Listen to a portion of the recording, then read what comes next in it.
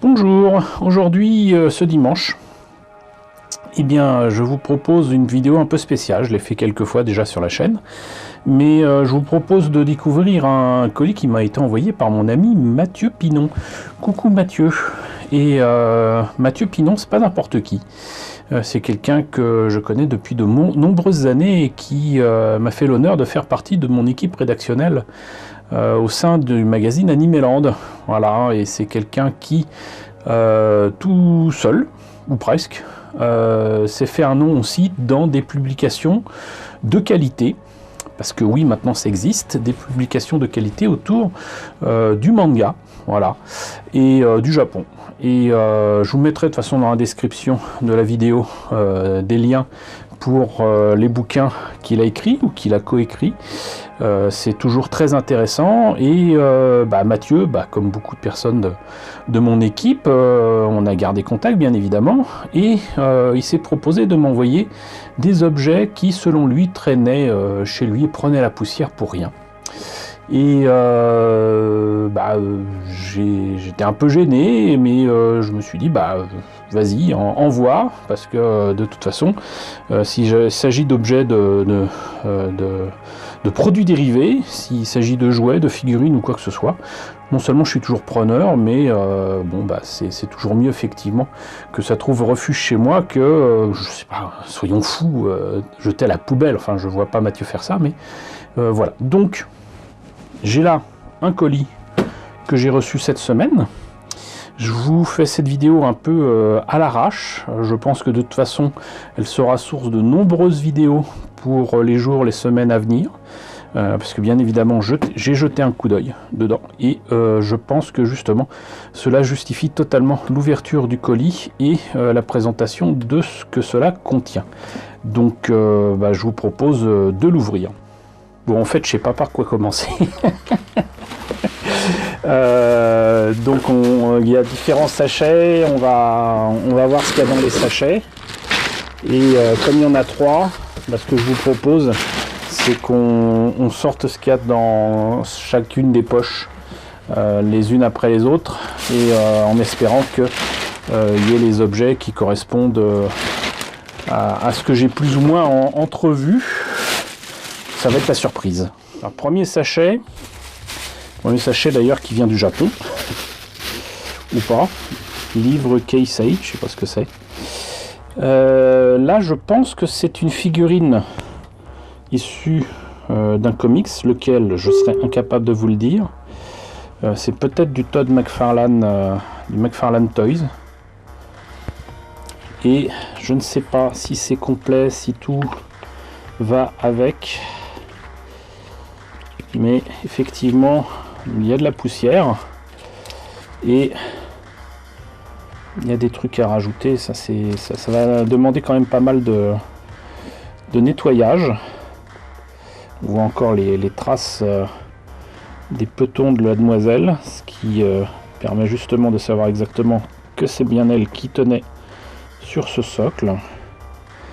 Il faudra que je fasse une petite recherche, ça me dit vaguement quelque chose.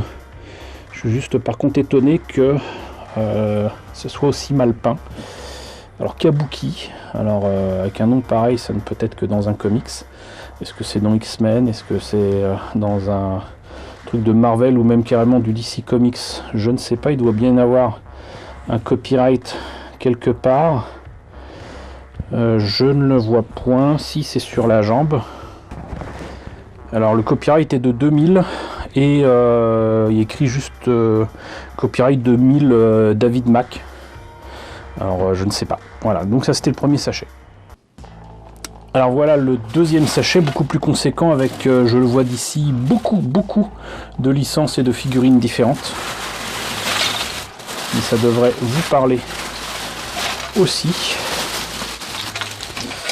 Alors je vais essayer de ne pas trop traîner. Mais je ne garantis rien. Alors déjà, je vois quelque chose que j'ai certainement quelque part dans mes cartons, mais c'est pas grave. Et il s'agit de la figurine de Trigun de McFarlane Toys. Là aussi une figurine des années 2000. C'était vraiment la nouveauté du moment, tout le monde se précipitait dessus, les prix étaient très accessibles pour ces figurines-là. Dans la majorité des cas, c'était quand même des figurines de qualité. La seule figurine que je trouvais vraiment très très moche, c'était celle du Major Kusanagi de Ghost in the Shell. C'était pour moi très clairement une figurine totalement ratée. Mais il y avait d'autres figurines comme celle justement de Vache, The Stampede, qui était vraiment très réussie, avec toujours une mise en scène de qualité encore une fois. Là par exemple, détail qui tue, c'est qu'il a de vraies lunettes transparentes. Sur le sol, là il y a des douilles, il y a un crâne, il y a quantité de petites choses comme ça qui sont vraiment de qualité. Et je ne vois rien d'autre qui corresponde. Mais voilà, c'était vraiment des figurines sympas. Quand je retrouverai celle-ci, il faudra que je vous montre un petit peu ce que ça donne aussi pour les figurines d'Akira. Là aussi de mémoire, je crois que la seule figurine qui n'était pas terrible, c'était celle d'Akira justement. Ils n'avaient pas réussi à faire le môme correctement sur son trône de mémoire.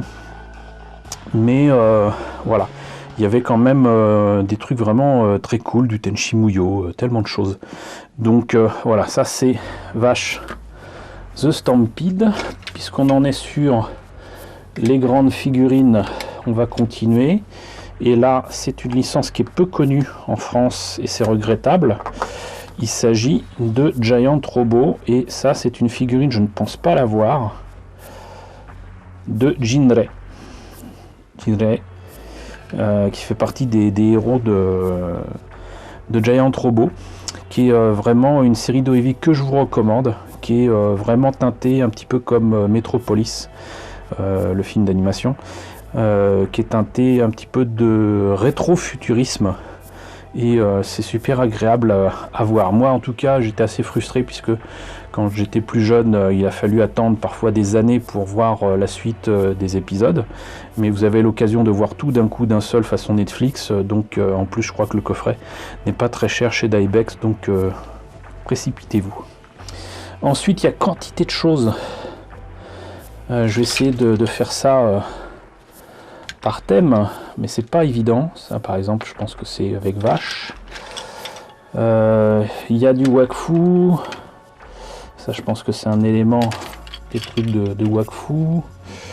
Là ça doit être des figurines de série de la Nippon Animation, je pense, je devine. Il y a un Astro le petit robot. Ça doit être avec Wakfu, ça c'est encore du Wakfu, ça pareil. Ça c'est un petit objet promotionnel sympathique de One Punch Man. Ça j'avoue très sincèrement je ne sais pas ce que c'est. Dites-moi dans les commentaires si vous savez, parce que bon là par exemple je devine que c'est du Naruto, mais avec quelle figurine ça va je ne sais pas. Là par exemple c'est une très belle figurine, petite figurine de Bioman, série de 84. Là on a du Osamu Tezuka avec le prince Saphir, peut-être y a-t-il le reste des morceaux. Ça va avec Vache. Le Stampede c'est une espèce de chat qu'on voit dans tous les épisodes. Il y a vraiment de tout. Voilà, donc ça je devine que ça va avec le truc de One Piece. Ça doit être comme ça certainement.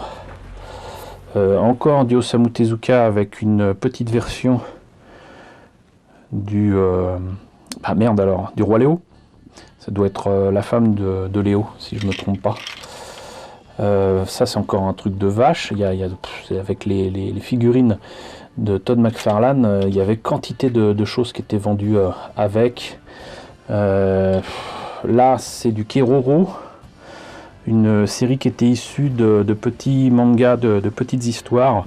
C'est des grenouilles de l'espace qui doivent conquérir la Terre, mais la première grenouille de l'espace, le sergent Keroro, qui est supposé conquérir la Terre, ne le fait pas, et préfère devenir le sous-fifre le souffre-douleur de ces hôtes humains pour pouvoir rester sur Terre et pour pouvoir profiter des Gunpla, c'est-à-dire que c'est un grand fan de Gundam et surtout des maquettes de Gundam.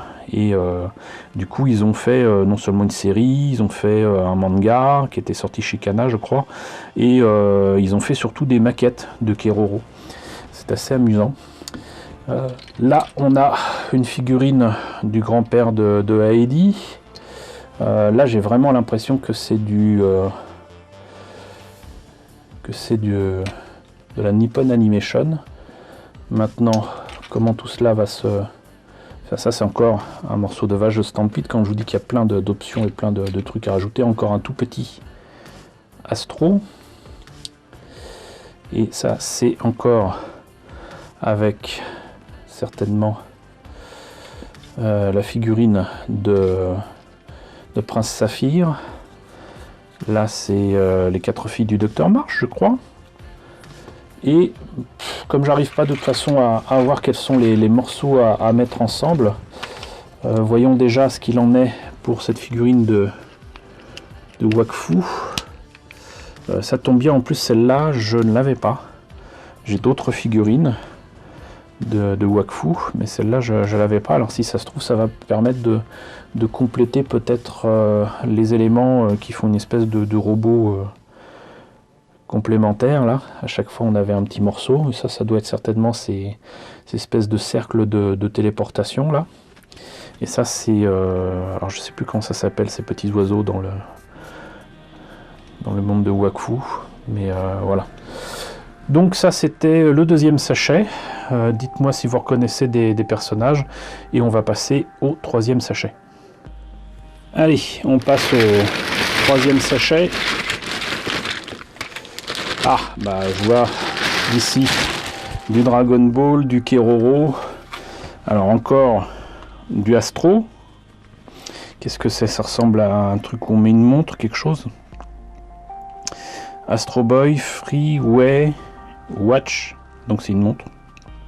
J'imagine qu'il doit y avoir un élément ici dans Astro qui doit se mettre ici. Et vu la taille, c'est vraiment pour les personnes qui ont de toutes petites poignées. Et qui sont certainement des enfants. Alors, qu'est-ce qu'on a d'autre là? Bah, du coup, il y a un sachet dans le sachet. Et je vois qu'il y a des voitures à remontoir effectivement très poussiéreuses, Mathieu. Mais je devine que ça doit être du Lupin. Ça doit être une roue de secours, j'espère. Je vois pas, en tout cas là ça m'a l'air d'être du Lupin. Ici avec donc comme les voitures en métal à remontoir que j'avais quand j'étais plus jeune. Ceux qui ont vécu dans les années 60-70 s'en rappellent peut-être. Ça m'a clairement l'air d'être une roue de secours, mais je ne vois aucune roue manquante. Quoi qu'il en soit, donc là on peut certainement mettre au moins Lupin. Ici donc je sais plus comment il s'appelle, Fujiko de Lupin Sansei, Lupin 3 alias Edgar détective de la cambriole. Donc déjà ça c'est bien sympathique. Ici une voiture qui est celle de Yamcha. Il doit manquer quelques morceaux mais qui doivent certainement être là-dedans. Et je vois quoi? Je vois aussi un petit diorama avec la première rencontre de Bulma et de Goku. Voilà. Genre de petites merdouilles japonaises qui sont absolument exceptionnelles. Parce que ça rappelle de bons souvenirs et ça fonctionne là-dessus, hein, très clairement. Donc là, ça c'est un morceau qui allait avec cette voiture. Là, j'avoue que... Ah bah oui, voilà, tout simplement. C'est la voiture renversée de Bulma, qui est une voiture française, je crois, une Renault, une Peugeot. Là, je vois pas trop ce que c'est, mais j'imagine que, vu les morceaux, voilà, c'est le moteur qui va derrière cette bagnole là. Alors ça m'a l'air d'être une figurine, une trading figure d'un auteur que vous connaissez peut-être, puisqu'il a travaillé sur quantité de choses. Moi je le connais surtout pour Blue Submarine 6, mais qui est donc Murata Range, ou Range, c'est comme vous voulez, qu'on a reçu comme invité japonais il y a 2 ans à Japan Tour Festival. Voilà, il y a une série au moins qui est disponible sur Netflix si vous ne connaissez pas cet illustrateur. Là, c'est très clairement une vieillerie, une vieille figurine des Entrechats, qui avait la particularité d'avoir les aventures de chats très différents, l'un très casanier, très Garfield, les autres très clairement chat de gouttière, avec Isidore et tout ça. Et donc ça date, hein, ça date au moins 85. Ça, je vois pas trop, mais je devine que c'est une figurine à la Ankama. J'en étais sûr. C'est écrit là, Ankama, mais je n'en sais pas plus. Donc de quelle figurine il s'agit, je ne sais pas, mais elle est bien sympathique. Ici, alors je sais plus comment ça s'appelait ces figurines là, ça reprend un peu les figurines Lego, et elles étaient customisées pour tout un tas de sujets, et là je pense que c'est certainement pour de la lucha libre, puisque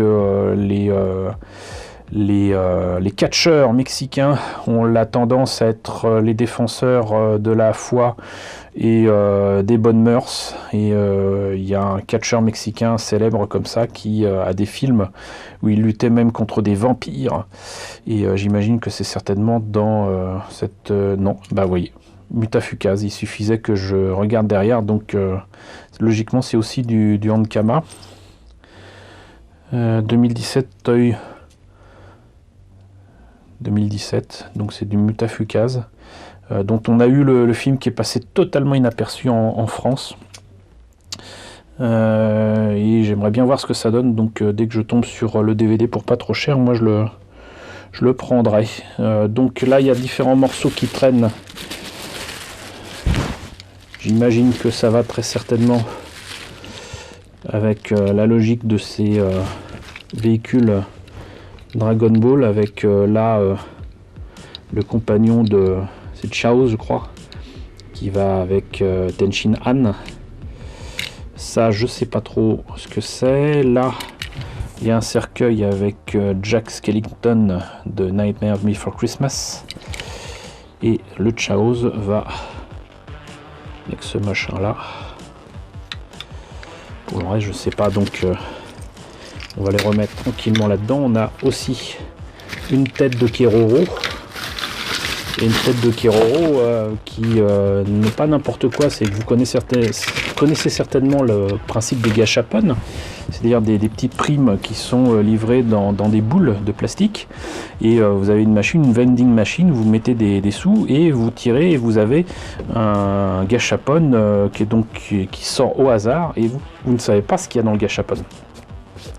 Et il se trouve que pour Gundam comme pour Keroro, ils ont personnalisé les boules en question, et donc en fait vous aviez, j'imagine que c'est pas le cas là, mais vous aviez donc une prime à l'intérieur de la tête du sergent Keroro, et c'est fort sympathique. Voilà. Du coup, le sachet, dans le sachet, qu'est-ce qui cache? Oh, oh là là, oh là. Oh là là les amis, alors j'avais ouvert un petit peu le sachet, mais je m'attendais pas à ça. Waouh.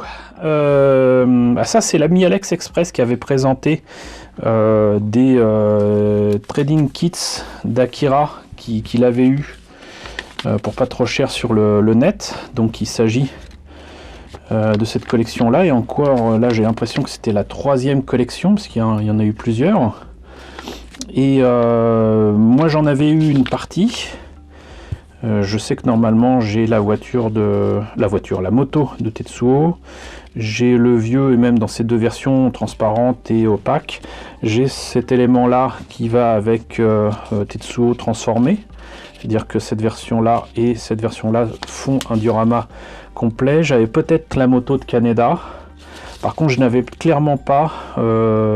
Kaneda en train de tenir son pote là qui se fait tuer par Tetsuo. Donc voilà, s'il y a ça et les autres collections, c'est juste fantastique parce que ça va, bah oui, il y a le colonel, donc ça très clairement je l'ai pas. Il y a justement Akira sur son trône.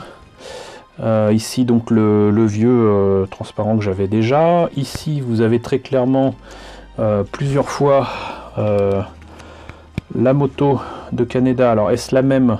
J'ai pas l'impression parce que là vous avez donc dans cette position là, et là elle tourne de l'autre côté, donc ça veut dire que c'est une autre collection.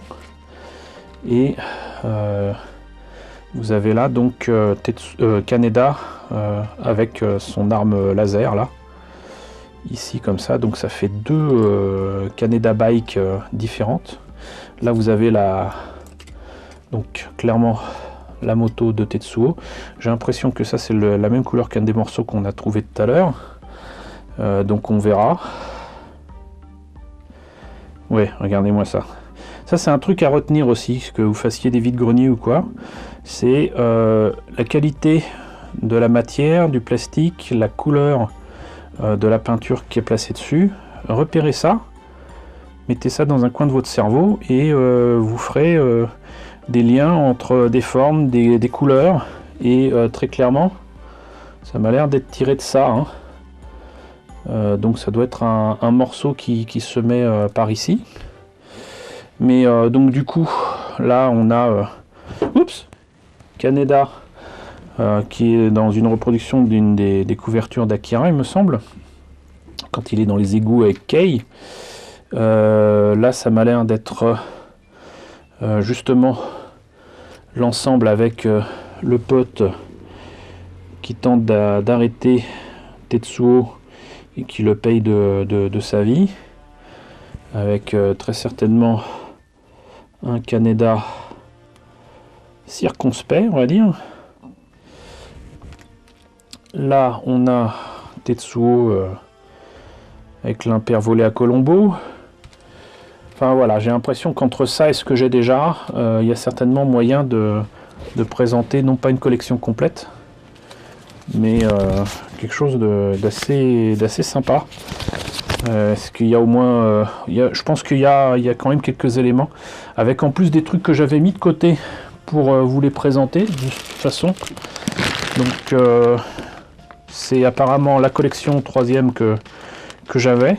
Donc une fois nettoyé et remis en état, je pense que ça permettra peut-être de vous présenter non pas une collection complète, mais au moins vous montrer un petit peu ce que ça donne. Voilà, donc bah écoutez, on en a fini avec la présentation de ce colis surprise que je dois à Mathieu Pinon. Coucou Mathieu, merci à toi Mathieu, merci à toi. Alors n'oubliez pas, c'est vraiment important que vous souteniez ces efforts pour ces efforts pour faire connaître mieux le manga, l'animation japonaise, etc. Mathieu continue à bosser avec Animeland, continue à bosser surtout sur un magazine qui est loin d'être concurrent et surtout complémentaire à Animeland et qui est très sympathique aussi, qui s'appelle Coyote Mag. Et donc je vous invite à découvrir son travail, à découvrir ses livres. Et encore une fois Mathieu, merci à toi. Et vous, cher public, je vous invite à me dire ce que vous voulez voir de manière un peu plus précise. Alors heureusement on n'aura pas besoin de faire chaque figurine les unes après les autres, mais vous avez vu un petit peu ce que c'était. Moi, quelle figurine, quel jouet vous voulez voir de manière plus précise. Et moi je me ferai un plaisir de vous les présenter du coup dans les jours ou les semaines qui viennent. En tout cas pour Akira, c'est sûr, ça sera de toute façon, c'était programmé et ça tombe bien vu que de toute façon j'en avais quelques-uns là ça complète parfaitement et ça permettra de faire une présentation complète. En attendant, si vous voulez voir une des collections de Trading Kits d'Akira, je vous mettrai le lien ici ou à la fin de la vidéo de l'ami Alex. Voilà. J'en profite d'ailleurs pour vous signaler que le week-end prochain, je serai présent à un nouvel événement qui est organisé par des anciens organisateurs de Toulouse Game Show. Sébastien, et Sébastien a lancé une nouvelle structure et un nouvel événement qui s'appelle PopCon. Et PopCon sera d'ailleurs présenté avec un autre salon qui est sur les super-héros, et donc avec des auteurs de comics de fous comme Bruce Timm, Chris Claremont, tout ça. Et j'aurai beaucoup d'amis d'ailleurs auteurs qui seront là-bas. Mais vous avez aussi quantité d'autres invités pour la PopCon, dont par exemple l'acteur de Smallville qui fait Clark Kent, par exemple, au hasard, hein. Mais pas que, il y aura David Mourier, il y aura Brigitte Lecordier si je me rappelle bien, il y aura quantité de gens, et donc moi, voilà. Et je serai présent donc le samedi et le dimanche, hein, fort logiquement, et je vous mettrai les liens pour les conférences en question, et du coup vous pourrez me voir pour une conférence sur l'évolution de l'Enterprise des années 60 à nos jours. Il y a beaucoup de choses à dire, et également une conférence qui ne sera pas forcément polémique, mais en rapport avec l'actualité, notamment la sortie d'Alita et la sortie de Nicky Larson, pour parler des adaptations en live de manga ou d'animés célèbres.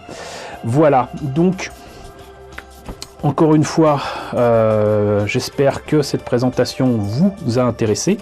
N'hésitez pas à me dire ce qu'il en est dans la section commentaires, n'hésitez pas à liker, n'hésitez pas à partager, n'hésitez pas à vous abonner si ce n'est pas déjà le cas. Coucou aux nouveaux abonnés qui nous ont rejoints, on est désormais 1990, on approche dangereusement des 2000, ça va un petit peu trop vite pour moi, mais merci à tous. J'avais prévu des surprises pour ce palier, mais voilà, ça va demander un petit peu de temps, donc ça sera pas pile poil pour les 2000 abonnés, je suis désolé, mais merci à tous, et coucou d'ailleurs aux grands anciens qui continuent à me suivre. J'espère que ce que je vous propose tous les jours continue de vous intéresser, et je vous dis donc à très bientôt pour la présentation certainement plus précisément de certains des éléments du colis que j'ai reçu.